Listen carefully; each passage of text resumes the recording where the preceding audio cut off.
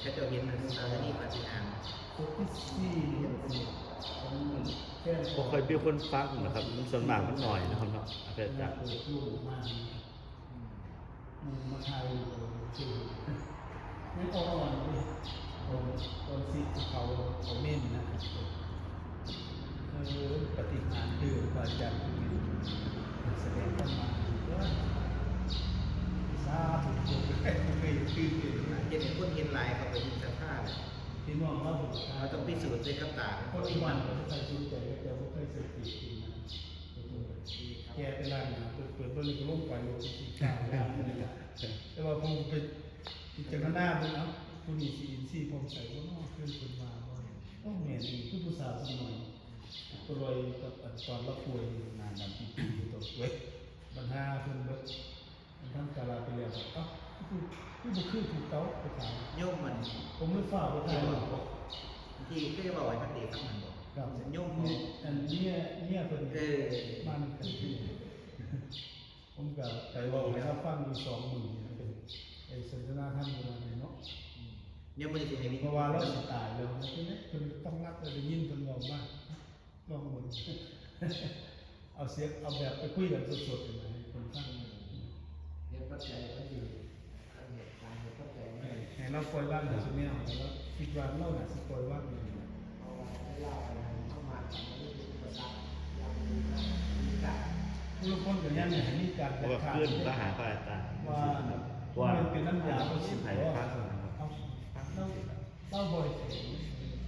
แต่ช่วงนั้นสิอยู่ที่แขนนี่ฟังผมก็แต่ที่แบบนี้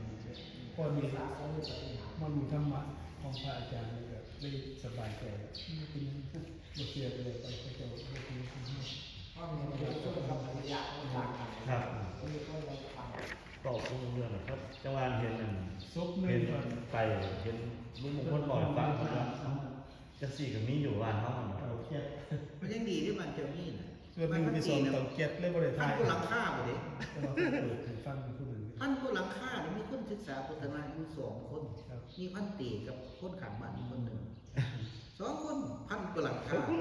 บ้านนี้ตำบลหนองบัวสิม5 หมู่บ้านพันผู้หลังค่าบ่มีแม่แต่คนเดียวเลยว่า ผมก็ถามหาแล้วว่ามันเป็นเคยเขาเจ้า บ่มีเลย ผู้ใดน้อศึกษา ผมมัน พุทธวจ สิ นะ เว้า บ้านเจ้านี่ว่าดี สาย มาก ต้องผมไล่สดเว้าในกลุ่มของผมนะครับไล่สดแต่เว้าน้ำปะเนี่ยเว้าสายนี่แหละครับผมสิบ่เว้าน้ำสายหมู่นะครับ ผมค่อยเว้าได้อาจสิเว้าน้ำไผบ้านเว้าบ่ได้เขาเจ้าพุทธศาสนา ไปกัน ก็บอกผมก็บอกถนัดทั้งนี้ทั้งสายมืออันบอกว่าผมบ่เสี่ยงก่อนบ่อยากฟังนะจ๊ะก็จะสิบ่ค่อยชอบผมนะ คอยสร้างความศรัทธาที่มากจะเราหน่อยเอาคนที่พ่อมีศรัทธาหน่อยเขามาจะมาเรียนมาตั้งสักวันนะครับมีโอกาสอันนี้ต้องทำไปเพื่อสร้างความศรัทธาให้เสริมขึ้น ค่อยๆขยับขึ้นนะ แต่ข้อหนึงที่จำได้ก็ว่าฉันฮู้แล้วไปเว้าหมู่ฟังได้เด้อผมคิดได้ตรงนี้บ่ได้ต้องบอกคิดได้ผู้เดียวบ่ได้อันตราย เอาผู้สวนหลายก็ผู้สวนแล้วกลับมาบอกเสียงนำการที่กสิกุลเพื่อไม่ให้ว่า คุณตาผู้เห็นทำนี้หน่อยเฮ็ดมันหน่อยแต่ว่าก็ยังพอมีเหลืออยู่นะก็เลยคิดได้ตรงนี้ส่วนผู้ใดมีอินทรีย์เขาก็สิมาที่นี่ผู้ใดมีสุตตามีอินทรีย์ก็สิ ก็คือ มาที่ ซีเพิ่นบ่ทอเฮาเพิ่นเขาก็ฮู้คือ พอเฮ็ดไปผู้การแต่ว่าก็เริ่มรู้จักหลายตึก แต่ ที่ว่า ประเด็นสำคัญที่ท่านตีสาธยายตรงนี้ก็คือเรื่องเรื่องว่าเป็นความอริยะที่เป็นอริยะได้ก็ต้องยังลงหมันให้พระธรรมประสงค์ยังถูกต้องก่อน แม่นั่นเรายังลังเลอยู่นะแล้วก็บ่เป็นหยังแม่ไปบ้านผมก็ได้แต่พอดีคุณน้องผู้นี้มารับช่วงต่อเด้อไปบ้านเฮาก่อนเป็นมนต์เพิ่นไปฝุ่นได้ หลังได้บ่ได้ครับ2หลังได้เด้ ที่คุยเยี่ยมบ้านมันมีเท่านี้ได้เฮาอันนี้ทรงได้หลายอยู่แต่มันจะขอที่ อยา ว่าก อยากร่วมภูมิศรัทธาอีดีเขามาสักวันเพราะว่าถ้าศรัทธาพอถึงยึดเยือกยับยันเนี่ยการที่สิมาขับเคลื่อนเนี่ยมันขับเคลื่อนเมื่อไหร่คนที่มีกำลังแรงที่สิมาขับเคลื่อนสำคัญเพราะนั้นผมอยากรวบรวมให้เกิดเหตุการณ์สักวันเพราะว่ามันเป็น ำสอนของเราเจ้า มันยังคือว่ารู้หน่อยเนาะครับเนาะ หืม ผู้ที่เขามาจริงๆจังมีหน่อยตามที่ฟังๆมากเลย นี่แหละ พระเจ้ายังบ่รู้เรื่องอยู่ เขาต้องไปเน้นเรื่องโสดาบันของคนบ้านคือคนยังมันเรียกแยกออกระหว่างคือคนสิคิดว่าถ้าโสดาบันง่ายกว่านั้น มาสายใดอีกเนอกว่าเอ้า ปฏิบัติวัดไหนกับเป็นโสดาบันหมดตัว สายใดก็สายใด เพราะว่ากับไปที่ปฏิบัติธรรมคือ สายใดก็เจ้าแล้ว คนมือสิหลงลุ่มนี่ครับ คนที่คิดจังซี่ คนสิหลงลุ่มนี่เนี่ยเป็นอย่างเพราะคนหลงลุ่มนี่คนสิยามผิดทางเลยทำล่ามันสิผิดเพราะผมเนี่ยผมอยากฝากโสตาปัฏฐิยังคสีที่เป็นเส้นทางของโสดาบันคือเวลาเขาเจ้าบรูเนี่ยมุ่งนี่เขาเจ้าสุภาพหลงไปสู่วิชาทิฏฐิ มี ครับแม่น เพราะหลักการของโสดาบันนี่มันชัดเจนมุ่งนี่ว่าโสดาบันนี่เรียกว่าถ้ายังเป็นตามบรรลุภิกขุที่ไม่ได้บ่ได้ปฏิบัติตามพุทธวจนะอันนั้นความเห็นยังบ่บริบูรณ์เพราะโสดาบันเนี่ยเขาสืบว่าไปสำคัญผิดเห็นผิดเป็นตามบรรลุผิดเพราะโสดาบันมันจะเป็นผู้มีความสมบูรณ์ด้วยทิฏฐิเพราะนั่นหนึ่งกับที่นี่อย่างทองพ้นอย่างพิมพ์นันนี่ต้องการที่สี่มารักษาวันนี้เฮาต้องรู้วันนี้ชัดเจนสักวันก็คือพระตะโกพวกเหลือชั้นวิชาพวกต่างๆในชาติพระเมนพระที่เป็นพระอริยะนี้ก่อนพระอริยะเข้าสู่ทางที่เลยเพราะนั้นวิธีที่จะเลือกหนึ่งพระที่ต้องเป็นพระอริยะตามมีได้ ถามว่าพระเจ้า แม้พระเจ้าเขาสิถูกลืมไปหรือไปตามมันรุ่นผิด แต่ละ ยัง คำ มา ปิดตัว อันนี้ความ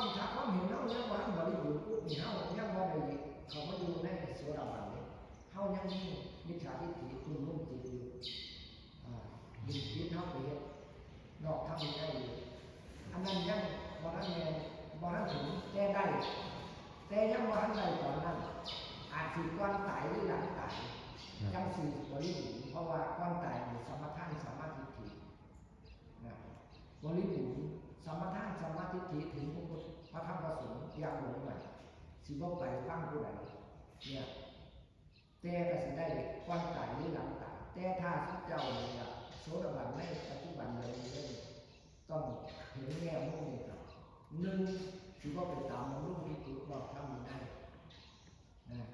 พ่อว่าไปตามที่ถูกบอกทำไม่ได้เนี่ยสามข้อแรกรู้อยู่เลยครับพระธรรมประสงค์ถูกต้องเมื่อถูกต้องแล้วมาเช็คเรื่องศีลหาบริสุทธิ์รักษาศีลเมื่อใด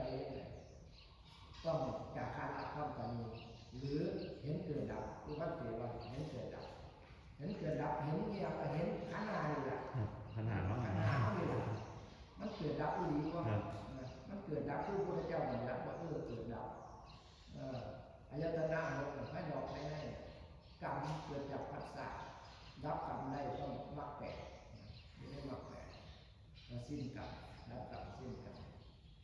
กรรมทั้งเบิดเกิดจากผัสสะกระทบทั้งหูตาจมูกลิ้นกายใจกระทบทั้งใจคิดเป็นนึกคิดตาไปเห็นถ้าตาบอดผัสสะหายไปเนี่ยนั่นแหละหมดสิ้นเหลือแค่หาเหลือแค่หาถ้าหูหวกเหลือสี่ไม่ไปเรื่อยเพราะกรรมทั้งหูว่าบ่มีว่าเกิดแล้ว ภาษาทั้งหาง เพราะนั่นนี่แหละโมแม่ว่าไปดับเพื่อที่ไปอะไรตามหลักหรือไปอะไรการดับก็คือว่างความพอใจครับว่างความพอใจในการกระทบ เดี๋ยวหนึ่งพอคิดเพราะฉะนั้นล้างความเฉยมัน โสตาปฏิยังคัสสีเนี่ยโสดาบันถ้าอยากขับเคลื่อนก็มีต้องเช็คเกี่ยวของว่าโสดาบันถึงเราไป ถ้าพอถึงไม่ในเขาเป็นยังถือถืออยู่เพราะเขายังไปเฮ็ดต่างอยู่ยังถือถือไปเฮ็ดได้ยังประพฤติกายกรรมวิจีกรรมที่นอกถ้ำนี้ได้อยู่ ครับ เขายังบ่ทันเห็นชอบในกรอบของอริยะเพราะเราต้องเช็คก่อนเห็นเกิดดับสังโยชน์สามกับต่อมาพระพุทธพระธรรมพระสงฆ์สงฆ์ถึงแล้วเนี่ยสังโยชน์สามต้องเช็คถึงเด็ก